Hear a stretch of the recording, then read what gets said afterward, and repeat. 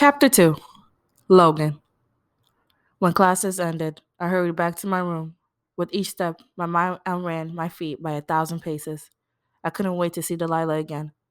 She had brought me back to life. I locked the door because the last thing I wanted was Josh popping his head in. I was romantic, and romance was hard for some people to understand. I'll never forget the day my mom reacted when she found my Sophie folder. And when she finally did speak to me, days later, she spat the words out like they left a foul taste in her mouth.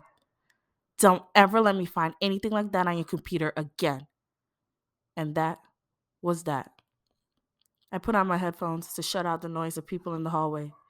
Then I opened a web browser and started my search. Unlike last year, when the Sophie fog had made even the simple act of typing an ordeal, my fingers flew across the keyboard. And boy, did I learn a lot about my girl. I found her Instagram easily enough, but Facebook told me her full name: Delilah Laura Wang. She had a Chinese name, Shu Ping. It meant peaceful book, which suited her. She was an old soul, like me. Goodreads told me her favorite books, upmarket suspense novels by someone named Tang Ju Zhu.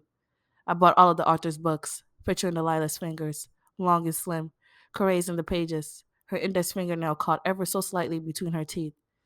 She was a nail biter, I was sure, as her deep brown eyes took in the words. I imagined her resting her head on my chest as she read. What would her hair smell of? Roses? Jasmine?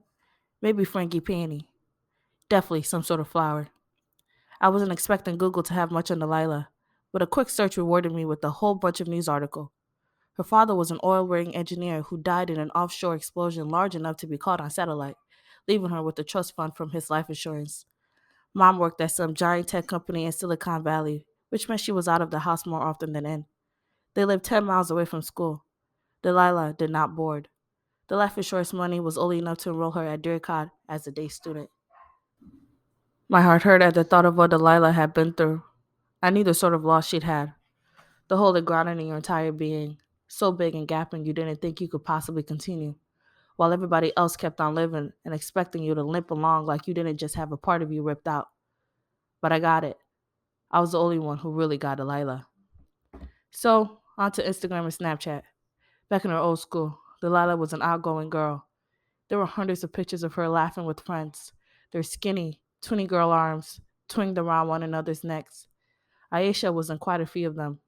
Delilah looked so different from the pale, silent girl who turned up at Dracot that I sat there, staring at the computer for a long time, mourning the death of happy Delilah. I understood transformations all too well. The version of me right now was nothing like the version I was during freshman year. Sometimes my idiot friends would repost some old photos and tag me in them, and it always hurt to see what I looked like at the time. Lanky, all elbows and knees. It had all changed when I met Sophie. She was a sophomore then, and she was the most beautiful thing I had ever come across. She bewitched me.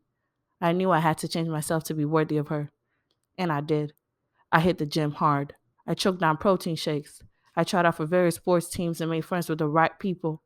It took about a year to leave that skinny, awkward kid behind, and it was all worth it. Delilah's transformation was a different one, a heartbreaking one. But maybe happy Delilah wasn't really gone. Maybe she was just hiding under all the layers of grief. My purpose was clear as day. I was meant to restore the old Delilah. Too bad she largely stopped posting on social media weeks ago. On one hand, I liked that she wasn't like every other kid on our age, faking everything on social media, desperately gobbling up every like they could get their hands on. On the other hand, it made my job so much harder than it needed to be. As I paced about my room, scratching the side of my neck with increasing ferocity, Sophie's voice floated through my head. I could see her plain as day, her lips curled into a nice but mostly naughty smile.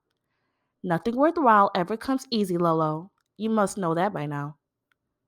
She was right, as usual. Shame on me, getting frustrated so easily. Since when did love come easy? I had to figure shit out. Delilah may not be the type to publicly check in at every location she visited, but others sure were. Others, like Aisha. Aisha's Instagram was a cacophony of selfies, smiling faces, kissy faces, long legs being showcased in a million different angles. Aisha had nice legs. Aisha also liked to announce her whereabouts to the world at all possible moments. At Aisha Zam, checked in at Freddy's. Come hungry, leave happy. Hashtag Freddy's Burgers. Hashtag picking out. At Aisha Zam. Checked in at AMC Draycott.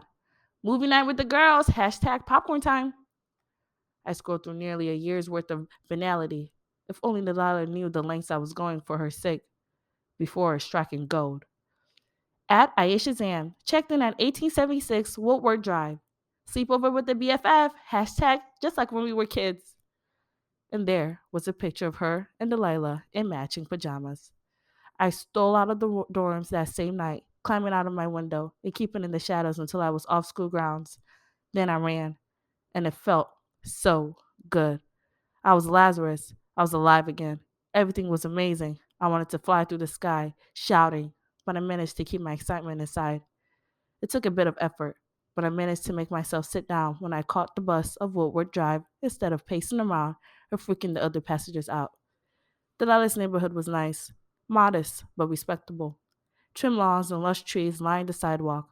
I stopped across the street from number 1876, my throat sandpapery and dry, a fist squeezing my heart because there she was, my Delilah, sitting in her room on the second floor, braiding her hair. Her curtains were wide open, putting her on display for all the world to see. Really, she should be more careful. She was so luminescent, she could easily attract some creepy's attention. My heart squeezed tighter at the thought of some asshole taking advantage of Delilah's naivety. It's okay, I told myself. It's fine. It's why I'm here. To protect her. I will never let anything bad happen to her. Never. End of chapter 2. Thank you so much for listening, guys, and wait until chapter 3. Bye. Don't forget to like and subscribe, and I'll see you guys next time in chapter 3. Bye.